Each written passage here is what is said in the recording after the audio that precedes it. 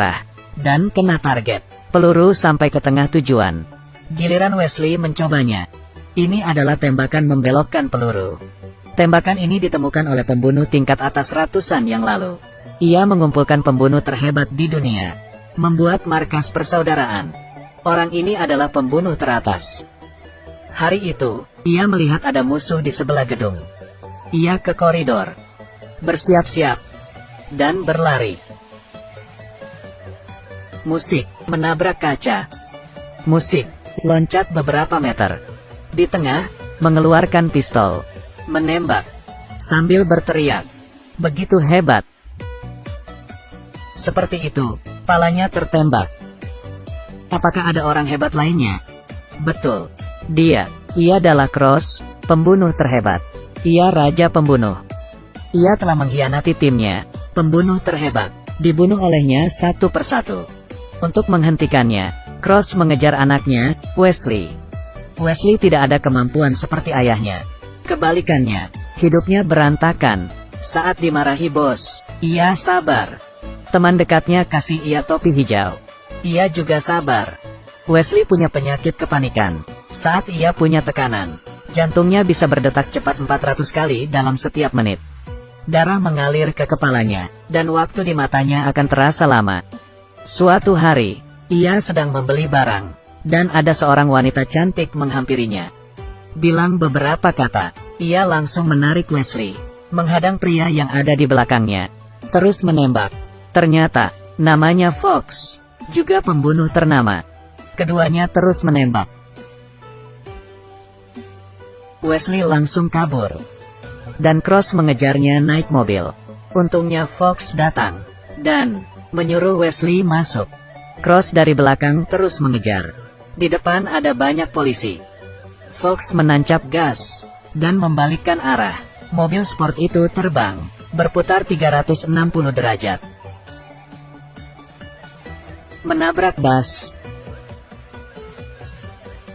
Terbang menjauh. Wesley dibawa ke markas persaudaraan. Sloan berkata ke Wesley, "Kita akan mencari pembunuh yang membunuh ayahmu. Ia dibunuh oleh pengkhianat, dan akan balas dendam. Gabung sama kami." Sloan kasih Wesley pistol, menyuruhnya menembak lalat. Ia menolak. Jang bercanda. Tiba-tiba palanya disodong pistol. Wesley takut dan mulai panik. Jantungnya berdetak 400 kali dalam 1 menit. Waktu di dalam matanya terhenti. Bisa melihat lalat yang berterbangan. Dan menembak lalat satu persatu. Ia berhasil. Sloan menjelaskan. Ini adalah bakat kamu. Di dunia ini hanya beberapa orang yang bisa melakukannya. Seperti ayahmu. Sloan berkata, harta ayahmu sudah ditransfer ke bankmu. Kalau kamu ingin kehidupan berbeda, kamu bisa bergabung dengan kami. Wesley menjawab akan memikirkannya. Keesokan harinya ke ATM. Melihat jumlah uangnya bertambah jadi 3,6 juta dolar. Sampai di kantor, bos datang dan memarahinya. Kali ini dia tidak tahan. Menyuruhnya untuk diam. Bangun dan bawa keyboard. Kemudian memukul temannya. Naik ke mobil Fox. Wesley mulai bergabung. Ia memiliki bakat memperlambat waktu.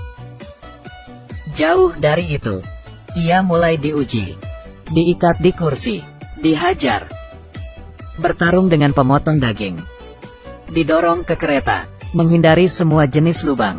Setiap hari dilatih sampai terluka. Tapi markas itu punya obat ajaib. Merendamnya semalaman. Keesokan harinya lukanya sembuh. Kemudian, untuk melatih bakatnya lagi, ia diminta untuk mengambil barang di dalam mesin tenun. Tapi tidak berhasil menangkap. Setelah latihan beberapa waktu, ia mulai stres. Ia ingin jadi seperti Fox. Tidak setiap hari. Ia ingin pergi. Fox mulai menghajarnya. Sloan juga menunjukkan foto orang yang membunuh ayahnya. Ini buat Wesley. Mulai ada keinginan, hari demi hari, untuk menguji Wesley masuk ke dalam markas ini. Setiap hari memukul dan melatihnya. Ia berhasil mengalahkan tukang daging. Fox memberanikan diri menghadapi tembakannya. Tembakan peluru membelok. Akhirnya latihannya tidak sia-sia. Ia berhasil. Sebelum melakukan tugas, Sloan memberikan rahasia markas. Ternyata, Di kain tenunan ini, ada nama-nama yang harus mereka bunuh. 1000 tahun lalu ditemukan oleh penenun. Di atas kain, ada garis yang tidak sejajar. Mereka sengaja membuatnya, mencatatnya, sesuai dengan huruf. Mereka sadar ada pesan nama orang, yang menjadi misi untuk markas. Mereka percaya telah diatur. Wesley tidak percaya. Fox cerita masalahnya. Waktu kecil, ia melihat ayahnya dibunuh. Tidak lama, nama penjahat itu muncul di kain. Orang-orang ini semuanya jahat. Mereka tidak membunuh, tapi menolongnya. Wesley tidak ragu. Tugas pertamanya, dari atas kereta membunuh. Berhasil. Tugas kedua, mobil penjahat anti peluru. Wesley dari atas berhasil membunuhnya. Suatu hari, ia melihat Cross. Ia terburu-buru, sehingga tidak tepat sasaran. Ia tertembak oleh Cross. Wesley ingin membalas dendam, dan mencari tahu asal peluru Cross. Bertemu dengan seorang kakek tua. Ia memberitahu, akan mempertemukan mereka. Ia dan Fox masuk ke dalam kereta. Tapi Wesley tidak tahu, rencana awal. Sloan memberikan kain baru. Di sana tertulis nama Wesley. Wesley dan Cross bertemu di dalam kereta. Wesley mulai menembak. Peluru mereka bertabrakan. Ia menggunakan tembakan peluru melengkung, dan melewati wanita itu, dan bertabrakan dengan peluru Cross. Fox menyetir dan menabrakannya ke kereta. Cross mengarahkan pistol ke Fox. Pelurunya menghadang peluru Cross. Ketiganya menembak di dalam kereta. Masinis menekan tombol darurat. Kereta jatuh dari bukit. Wesley hampir terjatuh. Cross langsung menyelamatkannya. Tapi Wesley ingin balas dendam untuk ayahnya. Langsung menembak Cross. Kereta terjatuh dan terjebak. Wesley melihat Cross sekarat. Tapi Cross kasih tahu dia kalau ia adalah ayahnya. Markas persaudaraan membohonginya. Lalu Cross mati. Wesley di sana.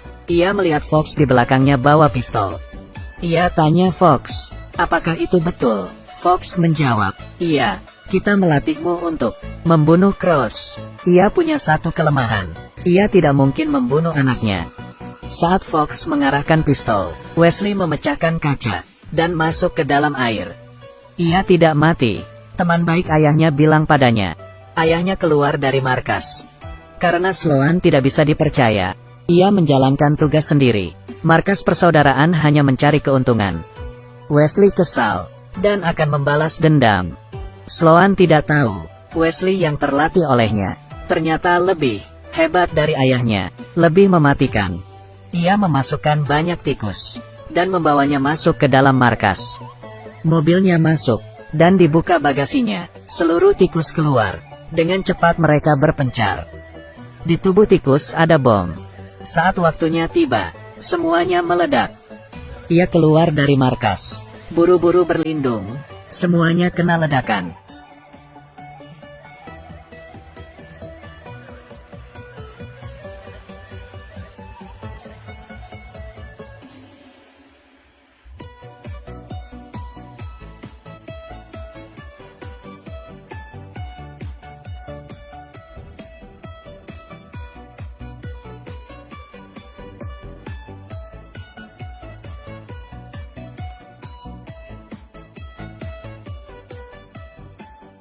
Lantai bawah sudah beres. Ia naik ke lantai 2. Pakai keahlian pisaunya dan menembak. Tukang potong daging. Ia bisa menahan peluru dengan pisau. Ia menggunakan ekor pedang menembaknya. Dan membunuhnya. Sampai ke lantai atas. Ia dikelilingi. Ia membongkar kebenaran ke mereka. Orang jahat sebenarnya adalah Sloan. Tiba-tiba Sloan muncul dan berkata, mereka semua pernah muncul di atas kain. Semuanya harus mati. Semuanya mempercayainya, tapi tidak dengan Fox. Ia terus percaya kalau yang ia bunuh sudah diatur. Karena semua orang pernah muncul di atas kain. Fox menggunakan satu peluru, menembak seluruh orang di dalam. Terakhir menembak diri sendiri. Sloan kabur. Wesley mulai bekerja kembali. Hari itu, Sloan datang balas dendam. Saat dia balik badan, bukan Wesley. Sloan sadar, ini jebakan. Ini adalah film klasik yang keren. Anda bisa menontonnya. Saat nonton bisa sambil makan kacang, minum sebotol bir, Bila kamu tidak puas, bisa cari kami. Selesai.